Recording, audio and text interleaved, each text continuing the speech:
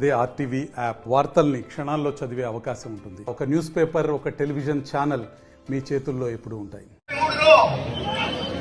జగన్ మహేంద్రరావు గారు ఇక్కడి నుంచి ఖమ్మం జిల్లా నుంచి ముఖ్యమంత్రిగా ఎన్నికైనారు.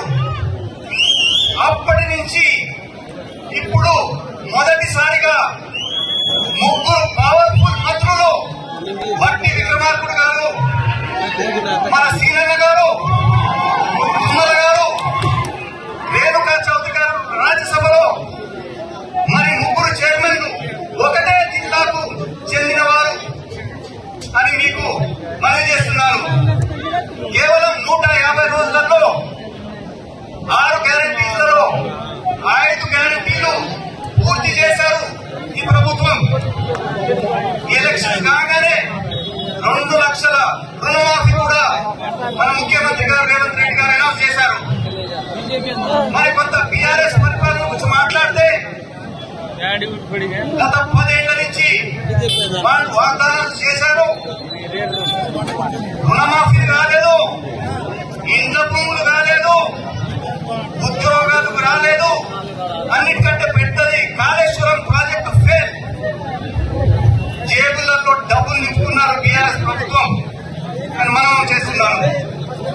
కొంతసేపు బీజేపీ గురించి మాట్లాడితే వాళ్ళు కూడా వాగ్దానాలు చేశారు, గ్యారంటీలు ఇచ్చారు. గ్యాస్ సిలిండర్ 400 రూపాయలు ఉన్నప్పుడు దాన్ని 50% చేస్తున్నారు. ఇంకా 10 రూపాయలకి వెళ్ళిపోయినది.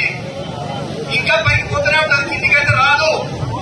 ఉద్యోగాలు 2 కోట్ల ఉద్యోగాలు ఇస్తామన్నారు, అది కూడా పూర్తి చేయలేదు.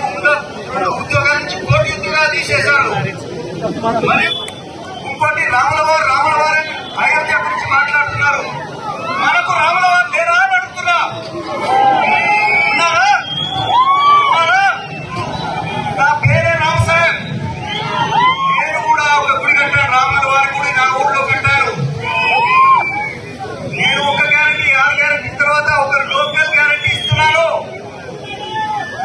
నేను గెలిస్తే నేను ఈ జిల్లా వదిలిపెట్టి పోను.